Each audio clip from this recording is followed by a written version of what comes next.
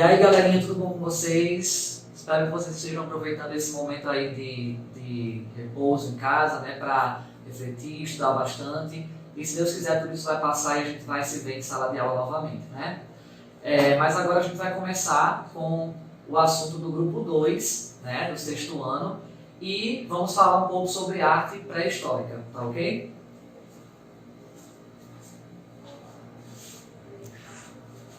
Bom, eu chamei esse capítulo de arte ritual, né? E a gente vai discutir aí um pouquinho como a arte e a questão ritualística, as crenças, a religião estão ligadas aí desde o período da pré-história, né?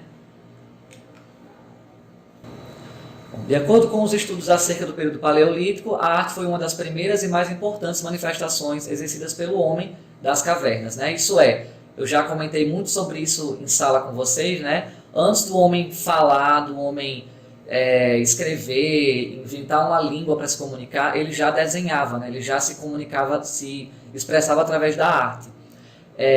E essa manifestação é chamada de pinturas rupestres, né? De início, a arte era compreendida como a produção de imagens com finalidades religiosas ou culturais. Como eles eram um povo assim que não tinham a ciência para explicar tudo o que acontecia, né? Enfim, na vida deles, por que existe o sol, a lua, por que chove. Então eles começavam a dar finalidades místicas para tudo isso, né? E eles representavam essas crenças deles através das imagens, dos desenhos, né? Eu acho que eu já comentei em sala como é que os materiais que eles usavam para isso, né?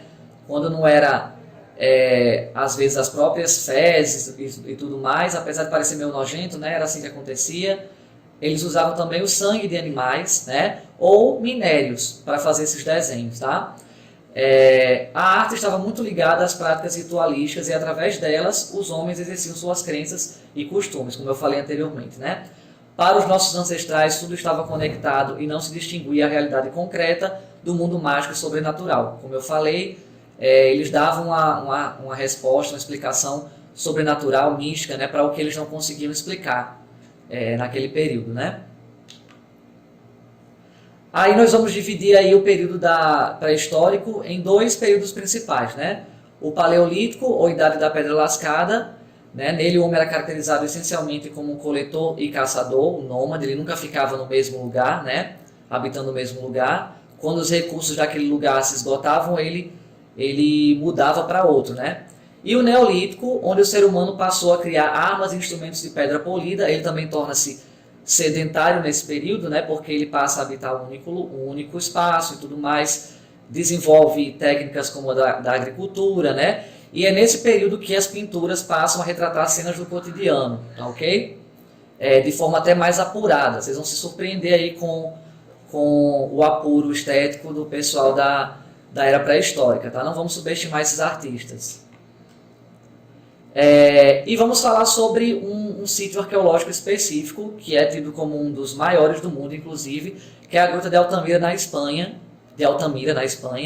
que foi encontrada, inclusive, por acidente, foi descoberta acidentalmente em 1879, né, por um senhor e sua neta, se eu não me engano, tá? Qualquer coisa, dei uma pesquisada aí sobre a história, que é bem interessante.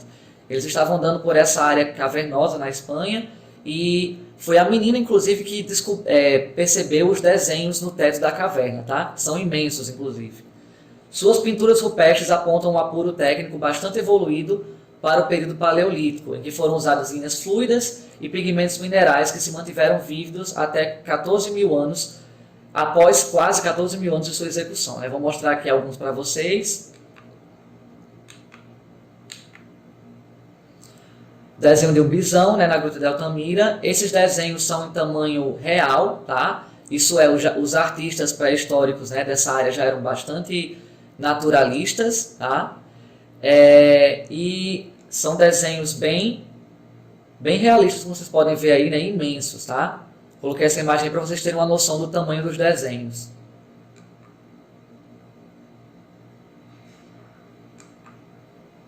Aqui temos algumas outras pinturas rupestres para vocês analisarem.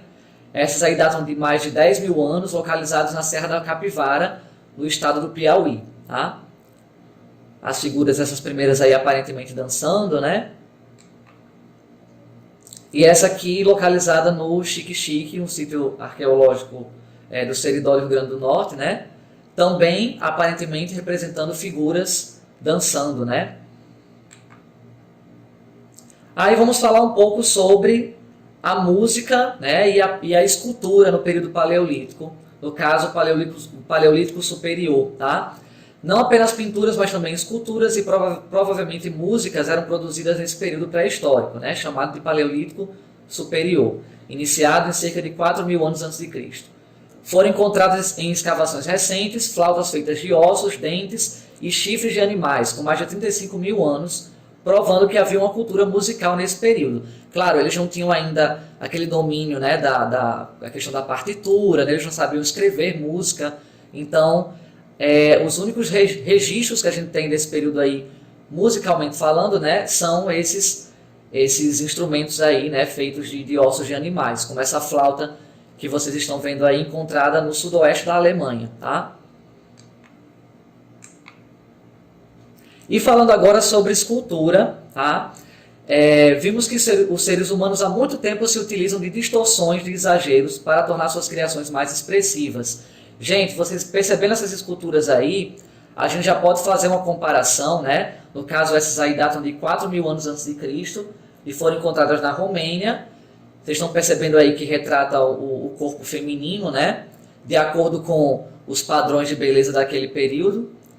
Se é que haviam esses padrões, né? Mas enfim, eles já estavam ali representando de forma bem afastada assim da realidade, do naturalismo, né? O que os artistas expressionistas iam fazer, né? Muitos e muitos anos depois, tá? Depois a gente vai falar mais especificamente sobre o expressionismo. No caso, essas esculturas aí foram feitas em terracota, tá?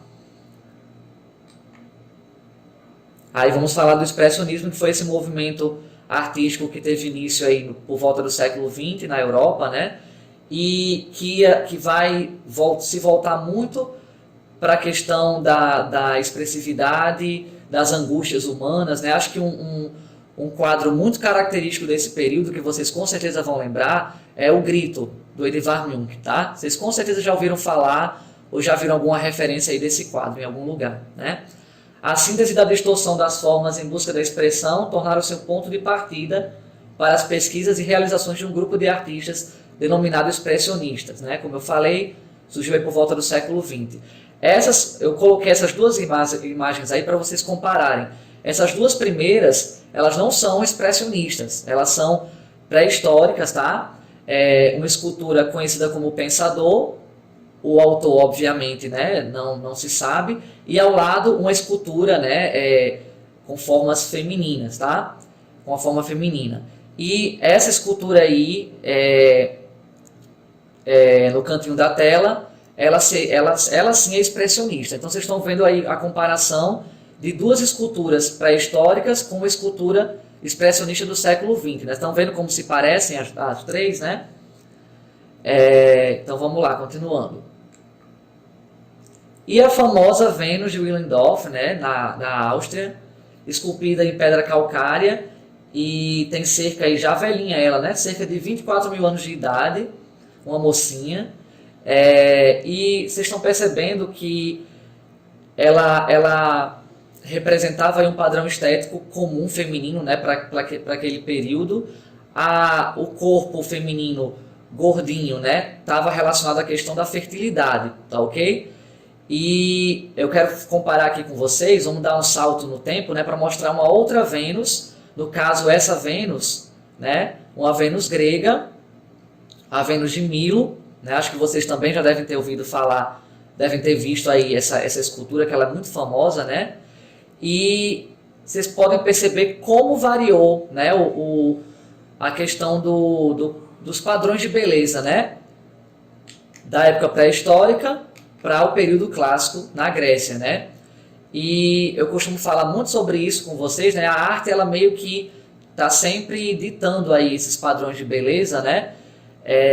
E é interessante perceber como eles mudaram de acordo com o período, né? O passar do tempo, tá ok?